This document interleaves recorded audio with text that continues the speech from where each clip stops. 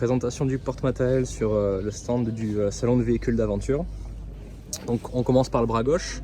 Donc là on a rajouté en fait une douche solaire de la marque Yakima qui a été revendue par douchedoroute.com. Donc c'est un réservoir de 26 litres qui peut être mis sous pression jusqu'à 4,5 bars. Après il y a une soupape de surpression ici. Et le principe c'est que on l'a repris en fait sur le module simul-bar, vous pouvez voir là, parce que c'est une douche solaire qui se monte normalement sur des barres de toit. Ensuite là toute la partie porte-vélo, ça vous commencez à connaître en fait. On a remis un rail porte-vélo de chez Tulle qui prend le vélo par la fourche, et ensuite un support de roue avant de chez Tulle aussi. Le tout en fait est sécurisé en fait par des câbles intégrés au module de chez Tulle, comme vous pouvez voir là.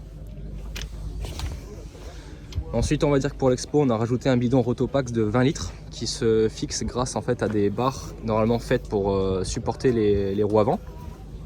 Donc ça vous donne 20 litres de plus d'autonomie, que ce soit en carburant ou en eau. Ensuite on passe par le bras droit avec les plaques de désensablage. Donc là vraiment pour un usage un peu plus baroudeur. On a des molettes ici qui permettent en fait le démontage. On l'a sécurisé via un câble. Donc ça c'est une des possibilités en fait pour essayer de limiter au maximum le vol. Petite nouveauté aussi, on a rajouté, ça sera possible sur la version industrialisée, du rail aéro en fait pour mettre des accessoires en plus. Donc là sur cette version on a mis que sur le montant bas. Donc le montant bas c'est toute cette partie là verticale.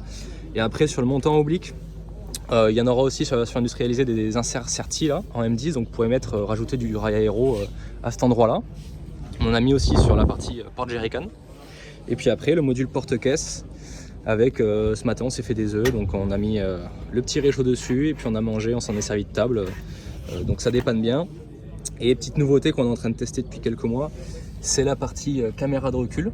Donc c'est normalement des exemplaires de caméra qui sont faits pour aller sur des poids lourds dans le BTP. Ça fonctionne plutôt bien. Donc voilà un peu le setup général qu'on avait à vous présenter sur le salon du véhicule d'aventure. Allez, à bientôt.